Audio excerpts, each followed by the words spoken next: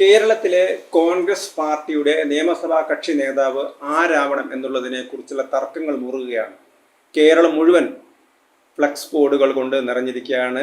ഓരോ നേതാക്കന്മാരെയും പുകഴ്ത്തിയുള്ള പ്രകടനങ്ങൾ നടക്കുന്നു, ഫ്ലക്സ് ബോർഡുകൾ ഉയർത്തുന്നു, എതിരാളികളുടെ ഫ്ലക്സ് ബോർഡുകൾ നശിപ്പിക്കുന്നു. ഈ ഒരു പ്രവണതയിലേക്ക് കേരളം പോയിരിക്കുകയാണ്. അല്ലെങ്കിൽ കേരളത്തിൻ്റെ കോൺഗ്രസ് UDF ഭരണം അതിൻ്റെ തുടക്കത്തിൽ തന്നെ അവർക്ക് തിരിച്ചടി നേരിടുന്ന ഒരു കാഴ്ചയാണ് നമുക്ക് കാണാൻ കഴിഞ്ഞത്. കാരണം അധികാരത്തിൽ വൻ ഭൂരിപക്ഷത്തോടുകൂടി അധികാരത്തിലെത്തിയിട്ട് പോലും അവർക്കൊരു നേതാവിനെ തിരഞ്ഞെടുക്കാൻ കഴിയുന്നില്ല എന്നുള്ളതാണ് അവരുടെ മുമ്പിൽ ഏറ്റവും വലിയ വിഷയം. ഇപ്പോൾ പലരും കോൺഗ്രസിനകത്ത് VD സതീശനെ നേതാവാക്കണം എന്ന് ആവശ്യപ്പെടുന്നവരുണ്ട്. കാരണം അദ്ദേഹം ഇതുവരെ പ്രതിപക്ഷ നേതാവായിരുന്നു. അതുകൊണ്ട് അദ്ദേഹത്തിൻ്റെ ഒരു കഴിവാണ് കോൺഗ്രസിൻ്റെ വിജയത്തിൻ്റെ പിറകിൽ, അല്ലെങ്കിൽ UDFൻ്റെ വിജയത്തിൻ്റെ പിറകിൽ. അതുകൊണ്ട് VD സതീശനെ നേതാവാക്കണം എന്ന് പറയുന്ന ആളുകളുണ്ട്. അതേപോലെ തന്നെ രമേശ് ചെന്നിത്തലയെ നേതാവാക്കണം എന്ന് പറയുന്ന ആളുകളുണ്ട്. AICC ജനറൽ സെക്രട്ടറി KC വേണുഗോപാലിനെ നേതാവാക്കണം എന്ന് പറയുന്ന ആളുകളുണ്ട്.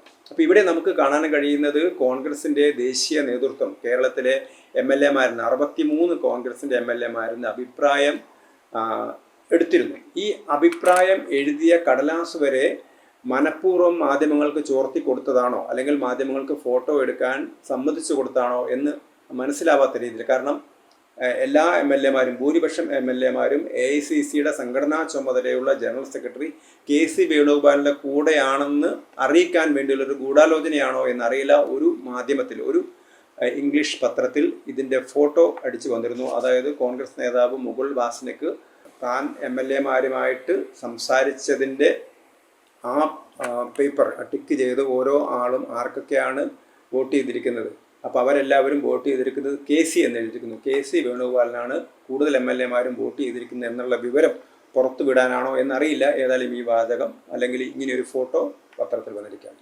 അതുപോലെ ഏറ്റവും ഒടുവിൽ നമുക്ക് കാണാൻ കഴിയുന്നത് ഡൽഹി MSFകാർ KPCC പ്രസിഡന്റിനെതിരായിട്ട് സണ്ണി ജോസഫിനെതിരായിട്ട് പ്രകടനം നടത്തുന്നു. അപ്പം തികച്ചും അനുചിതമായൊരു നടപടിയാണിത്. അതേപോലെ തന്നെ അവർ VD സതീശന് വേണ്ടി ആരവമുയർത്തുന്നു.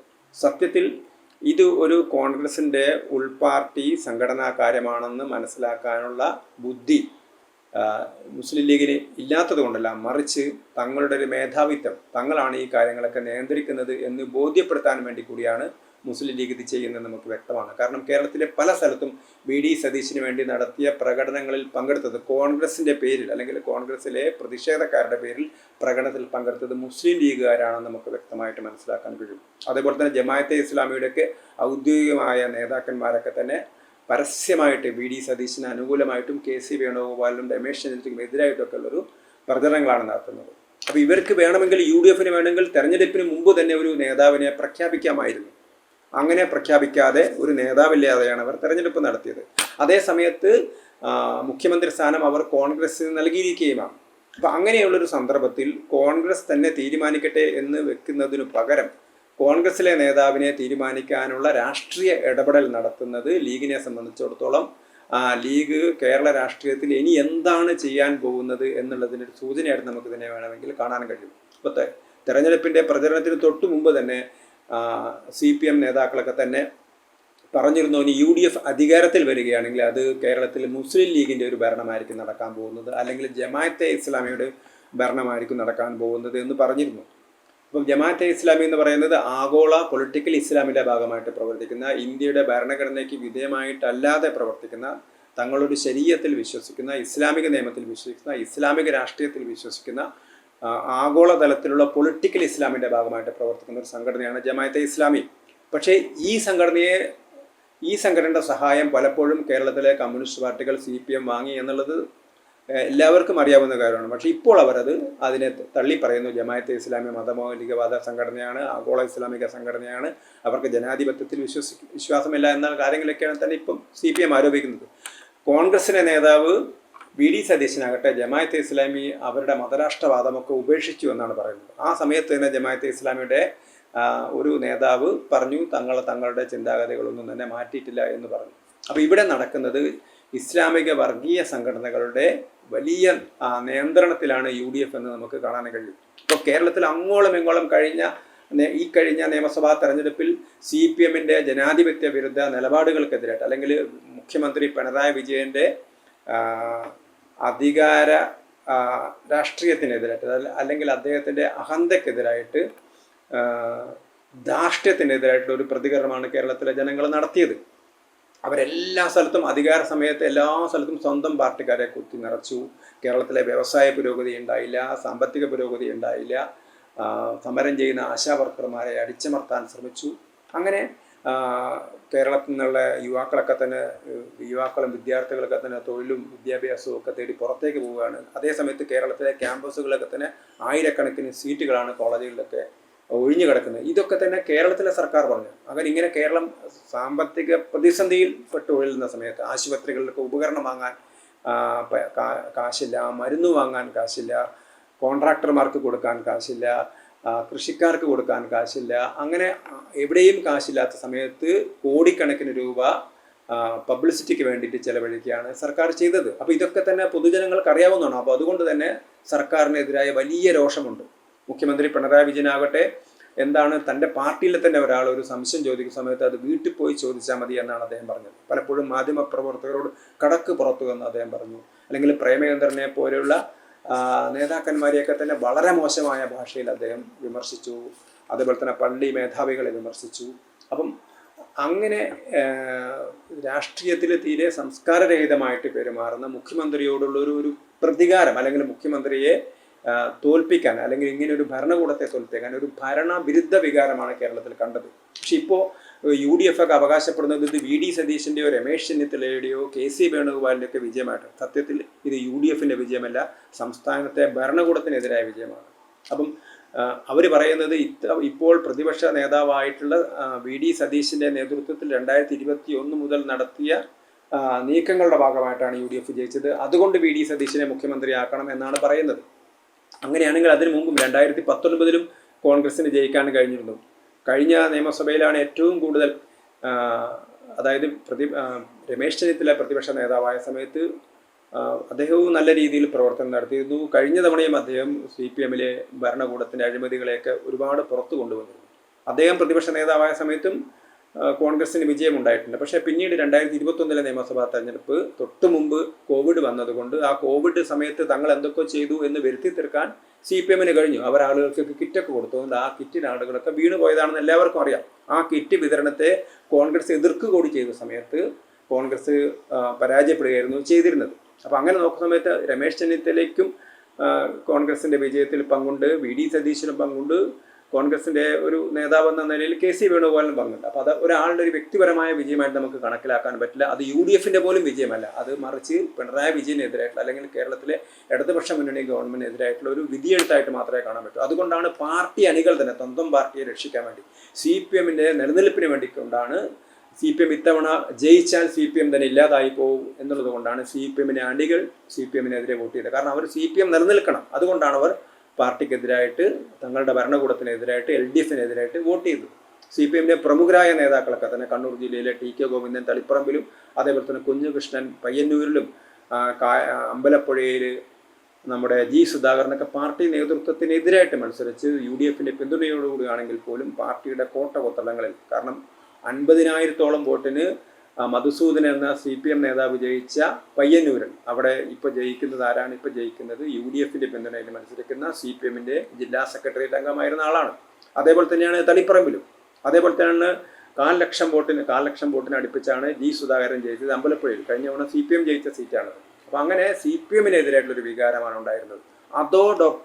അതോടൊപ്പം എടുത്തു പറയേണ്ടത് മതപരമായ ന്യൂനപക്ഷ കേന്ദ്രീകരണവും കേരളത്തിൽ ഉണ്ടായിരുന്നു എന്നുള്ളതാണ്. നമുക്ക് നിഷേധിക്കാൻ കഴിയില്ല. കാരണം നമുക്കറിയാം എവിടെയൊക്കെയാണ് ന്യൂനപക്ഷങ്ങൾ ഭൂരിപക്ഷമായിട്ടുള്ളത്. ഇപ്പോൾ ഉദാഹരണത്തിന് എറണാകുളം ജില്ല, അതേപോലെ തന്നെ ഇടുക്കി ജില്ല, പത്തനംതിട്ട ജില്ല, അതേപോലെ മലപ്പുറം ജില്ല, ഈ ജില്ലകളിലൊക്കെ തന്നെയാണ് ന്യൂനപക്ഷങ്ങളുടെ അതിപ്രസരമുള്ളത്. അവിടെയൊക്കെ കണ്ണൂർ ജില്ലയിലെ CPMന് കിട്ടുന്നത് പോലുള്ള ഭൂരിപക്ഷങ്ങൾ 50,000, 60,000, 70,000 ഒക്കെ, കുഞ്ഞാലിക്കുട്ടിയൊക്കെ 60,000, 70,000 വോട്ടിനൊക്കെയാണ് ജയിക്കുന്നത്. അപ്പം അതെന്തുകൊണ്ടാണ്? അതൊരു ന്യൂനപക്ഷങ്ങളുടെ ഒരു കേന്ദ്രീകരണം നടത്തിയത് കൊണ്ടാണ്. എന്തുകൊണ്ടാണ് പാലക്കാട്, തൃശ്ശൂർ, കൊല്ലം, തിരുവനന്തപുരം ജില്ലകളിലൊന്നും ഇങ്ങനെ വലിയൊരു വിജയം UDFന് നേടാൻ കഴിയാത്തത്? അവിടെയും ഭരണകൂടത്തിനെതിരായ വികാരമുണ്ടായിരുന്നു. പക്ഷേ അതിൻ്റെ കൂട്ടത്തിലൊരു ന്യൂനപക്ഷ കേന്ദ്രീകരണം കൂടി സംഭവിച്ചു. അപ്പോൾ ഭൂരിപക്ഷം എവിടെയൊക്കെയാണോ ഉള്ളത് ഭൂരിപക്ഷ സമുദായം എവിടെയൊക്കെയാണോ സ്വാധീനത്തിലുള്ളത്, അല്ലെങ്കിൽ ന്യൂനപക്ഷ സമുദായം എവിടെയൊക്കെയാണോ ശക്തിയല്ലാത്തത്, ആ സ്ഥലങ്ങളിലൊക്കെ തന്നെ എന്ത് സംഭവിച്ചു? ആ സ്ഥലങ്ങളിലൊക്കെ തന്നെ കാര്യമായ വിജയം UDF നേടാൻ കഴിഞ്ഞിട്ടില്ല എന്നുള്ളത് നമുക്ക് വ്യക്തമാണ്. അപ്പോൾ അതിൻ്റെ അർത്ഥം കേരളത്തിലെ ഭരണവിരുദ്ധ വികാരത്തോടൊപ്പം ഒരു ന്യൂനപക്ഷങ്ങളുടെ ഒരു കേന്ദ്രീകരണം ഉണ്ടായിരുന്നു. ജമാഅത്തെ ഇസ്ലാമിയെ പോലുള്ള, മുസ്ലിം ലീഗിനെ പോലുള്ള സംഘടനകളുടെയൊക്കെ അതിശക്തമായ പ്രവർത്തനം ഉണ്ടായിരുന്നു. ഇപ്പോൾ അതുകൊണ്ടാണ് അവർ പറയുന്നത് UDF സർക്കാരിനെ തങ്ങൾ നിയന്ത്രിക്കും. അപ്പോൾ കേരളത്തിലെ ആര് മുഖ്യമന്ത്രിയായാലും എന്താ ലീഗിന്? കോൺഗ്രസിലെ ഒരു നേതാവ് മുഖ്യമന്ത്രിയാകുന്നു. ആ നേതാവിനെ തീരുമാനിക്കാനുള്ള അധികാരം കോൺഗ്രസ് വിട്ടുകൊടുക്കണം. അത് നിയമസഭാ കക്ഷി അവർ തിരഞ്ഞെടുക്കുകയാണോ, കോൺഗ്രസ് വർക്കിംഗ് കമ്മിറ്റി തിരഞ്ഞെടുക്കുകയാണോ, ഹൈക്കമാൻഡ് തിരഞ്ഞെടുക്കുകയാണോ, ആരെങ്കിലും ആയിക്കോട്ടെ, അത് കോൺഗ്രസ് പാർട്ടിയുടെ ആഭ്യന്തര കാര്യമാണെന്ന് മനസ്സിലാക്കാനുള്ള മര്യാദ മുസ്ലിം ലീഗിൽ വേണം. പക്ഷെ അവർക്ക് ആ മര്യാദ അവർക്ക് അറിയാഞ്ഞിട്ടില്ല. ഞങ്ങളാണ് എല്ലാം തീരുമാനിക്കുന്നത്. അതുകൊണ്ടാണ് ഡൽഹിയിൽ MSFന്റെ നേതാക്കന്മാർ എങ്ങനെയാണ്, അല്ലെങ്കിൽ MSFന്റെ പ്രവർത്തകർ എങ്ങനെയാണ് KPCC പ്രസിഡന്റിനെതിരെ മുദ്രാവാക്യം വിളിക്കുന്നത്? അവരെങ്ങനെയാണ് കോൺഗ്രസിന്റെ ഒരു തെരഞ്ഞെടുപ്പ് നടക്കുന്ന സമയത്ത്, അവരുടെ സംഘടനാപരമായ പരിപാടി നടക്കുന്ന സമയത്ത് VD സതീശന് അനുകൂലമായിട്ട് എങ്ങനെയാണ് MSF മുദ്രാവാക്യം വിളിക്കുന്നത്? കേരളത്തിലെ പല സ്ഥലത്തും കോൺഗ്രസിന് വേണ്ടി പ്രകടനം നടത്തുന്നത് ലീഗുകാരാണ്. അപ്പം കോൺഗ്രസിനകത്ത് നുഴഞ്ഞു കയറി, അല്ലെങ്കിൽ കോൺഗ്രസിന്റെ പ്രകടനത്തിനകത്ത് കയറി കോൺഗ്രസിന്റെ നേതാക്കന്മാരുടെ ഫ്ലക്സ് ബോർഡുകൾ കീറി മറ്റു ചില ആളുകളുടെ ഫ്ലക്സ് ബോർഡുകളൊക്കെ ചെയ്യുന്ന ഗുരുതരമായ തെറ്റാണ് ആര് ചെയ്തുകൊണ്ടിരിക്കുന്നത്? മുസ്ലിം ലീഗ് ചെയ്തുകൊണ്ടിരിക്കുന്നത്. ഇപ്പം ലീഗിന്റെ തന്നെ പിന്തുണയിൽ ജയിച്ച രാജ്മോഹൻ ഉണ്ണിത്താൻ, കാസർഗോഡ് MP ആയ രാജ്മോഹൻ ഉണ്ണിത്താൻ ഇതിനെ പരസ്യമായിട്ട് അപലപിച്ചിട്ടുണ്ട്. അദ്ദേഹം പറഞ്ഞു KC വേണുഗോപാലിന്റെ ഫ്ലക്സ് ബോർഡ് തകർക്കുന്നതിനെതിരായിട്ടൊക്കെ അദ്ദേഹം ശക്തിയായിട്ട് പ്രതികരിച്ചിട്ടുണ്ട്. അപ്പോൾ ഈ ഒരു രീതിയിലേക്കാണ് കാര്യങ്ങൾ പോകുന്നത്. കോൺഗ്രസിനെ സംബന്ധിച്ചിടത്തോളം കോൺഗ്രസിനുള്ളൊരു മാൻഡേറ്റ് അല്ല ഇത്, ജനങ്ങളുടെ വികാരമാണ് പിണറായി വിജയനെ അധികാരത്തിന് പുറത്തെറിയാനുള്ളത്. അപ്പം ആ സമയത്ത് അതിനനുകൂലമായി നിൽക്കുന്നതിന് പകരം പരസ്പരം തല്ലുകൂടിയാണ് കോൺഗ്രസ് ചെയ്യുന്നത്. ഇവർക്ക് ജനാധിപത്യത്തിൽ യാതൊരു വിശ്വാസമില്ല. കോൺഗ്രസിലെ പലരും പറയുന്നത് ജനാധിപത്യമാണ്. ജനാധിപത്യം എന്ന് പറയുന്നത് എന്താണ്? ജനാധിപത്യം എന്ന് പറയുന്നത് കോൺഗ്രസിൻ്റെ ഏതെങ്കിലും വേദിയിൽ നിങ്ങളൊന്നുകിൽ എല്ലാ കോൺഗ്രസിൻ്റെ മണ്ഡലം കമ്മിറ്റികളോടും പേര് നിർദ്ദേശിക്കാൻ പറയൂ, അല്ലെങ്കിൽ MLA മാർ നിർദ്ദേശിക്കട്ടെ, അല്ലെങ്കിൽ KPCC എക്സിക്യൂട്ടീവ് നിർദ്ദേശിക്കട്ടെ, അല്ലെങ്കിൽ KPCC തീരുമാനിക്കട്ടെ, അല്ലെങ്കിൽ ഭാരവാഹികളിരുന്ന് തീരുമാനിക്കട്ടെ, അല്ലെങ്കിൽ AICC വർക്കിംഗ് കമ്മിറ്റി തീരുമാനിക്കട്ടെ. അങ്ങനെ ചെയ്യുന്നതിന് പകരം നിങ്ങൾ ഓരോ ആളുകളും അവരവരുടെ ഫ്ലക്സ് ബോർഡ് വെച്ചിട്ട് കേരളത്തിലെ ജനങ്ങളുടെ നിങ്ങൾക്ക് തന്നിരിക്കുന്ന ആ മാൻഡേറ്റിനെ ഇല്ലാതാക്കാനാണ് കോൺഗ്രസിൻ്റെ നേതൃത്വം ശ്രമിക്കുന്നത്. ഇത് വരാൻ പോകുന്ന നാളുകളിലേക്കുള്ളൊരു സൂചനയാണ്. ഇവിടെ മുസ്ലിം ലീഗിൻ്റെ നിയന്ത്രണത്തിലെ ഭരണമാണ് വരാൻ പോകുന്നത്. അതേപോലെ തന്നെ കേരളത്തിലെ ഇടതുപക്ഷം എന്തൊക്കെയാണോ ഇല്ലാതാക്കിയത് അതൊന്നും തിരിച്ച് നേടിയെടുക്കാൻ ഇവർക്ക് കഴിയുമെന്നും തോന്നില്ല. കാരണം കേരളത്തിലെ സാമ്പത്തിക പ്രതിസന്ധി പരിഹരിക്കാൻ എന്ത് പരിപാടിയാണുള്ളത്? അല്ലെങ്കിൽ ഏതെങ്കിലും ഒരു പരിപാടിയുടെ അടിസ്ഥാനത്തിലല്ല കേരളത്തിലെ UDFന് ജനം വോട്ട് ചെയ്തത് LDFനെ അധികാരത്തിന് പുറത്താക്കാൻ വേണ്ടി മാത്രമാണ്. അപ്പോൾ ജനങ്ങളുടെ പ്രതീക്ഷയ്ക്കനുസരിച്ച് LDFനെ പുറത്താക്കിയ ഇവർ ജനങ്ങൾക്ക് ക്ഷേമം കൈവരിക്കാനുള്ള നടപടികൾ എടുക്കുന്നതിന് പകരം പരസ്പരം തല്ലുകൂടുകയാണ് ചെയ്യുന്നത്. അധികാരത്തിന് വേണ്ടി പരസ്പരം ഏറ്റുമുട്ടുകയാണ് ചെയ്യുന്നത്. ഒരുപക്ഷെ VD സതീശിൻ്റെ നേതൃത്വത്തിലാണ് VD സതീശിനെ മുഖ്യമന്ത്രിയാക്കും എന്ന് പ്രഖ്യാപിച്ച ശേഷം അവർ പ്രചരണം അദ്ദേഹത്തിന് സീറ്റ് നിഷേധിക്കുകയാണെങ്കിൽ, അല്ലെങ്കിൽ മുഖ്യമന്ത്രി പദം നിഷേധിക്കുകയാണെങ്കിൽ നമുക്ക് മനസ്സിലാക്കാം. ഇവിടെ അവർ മുഖ്യമന്ത്രി ആരാകുമെന്ന് അവർ പറഞ്ഞിട്ടില്ല. അതുകൊണ്ട് തന്നെ അത് ആ പാർട്ടിക്ക് വിട്ടുകൊടുക്കുകയാണ് ചെയ്യേണ്ടത്. അതിൽ ഇടപെടാനുള്ള അധികാരം കേരളത്തിലെ മുസ്ലിം ലീഗിനോ മറ്റ് ഘടകകക്ഷികൾക്കോ ഇല്ല എന്നുള്ളതാണ് ഒരു സത്യം. അപ്പോൾ അതുകൊണ്ട് ആ തരത്തിൽ ഒരു ജനാധിപത്യ രീതിയിൽ കാര്യങ്ങൾ മുന്നോട്ട് പോകുന്നതിന് പകരം മസിൽ പവർ കൊണ്ടോ അല്ലെങ്കിൽ ബഹളങ്ങൾ ഉണ്ടാക്കിയിട്ടോ ചെയ്യാനുള്ള മുസ്ലിം ലീഗിൻ്റെ ശ്രമം അങ്ങേയറ്റം അപലപനീയമാണ്. കോൺഗ്രസ് ആകട്ടെ ജനങ്ങളുടെ വിശ്വാസത്തിനനുസരിച്ച് ഒരികയാണ് കോൺഗ്രസ് ചെയ്യേണ്ടത്. അതിന് പകരം ഇങ്ങനെ തർക്കങ്ങളിലേക്ക് പോകുന്നത് ജനങ്ങൾക്ക് കോൺഗ്രസിനുള്ള വിശ്വാസം നഷ്ടപ്പെടും. ഇത് അധികകാലം നിൽക്കില്ല എന്നൊരു തോന്നൽ ഇപ്പോൾ തന്നെ ജനങ്ങൾക്ക് വന്നിട്ടുണ്ട്. അതുകൊണ്ട് ജനങ്ങളുടെ വിശ്വാസത്തിനനുസരിച്ച് ഉയരാനാണ് കേരളത്തിലെ കോൺഗ്രസ് നേതൃത്വം ശ്രമിക്കേണ്ടത്.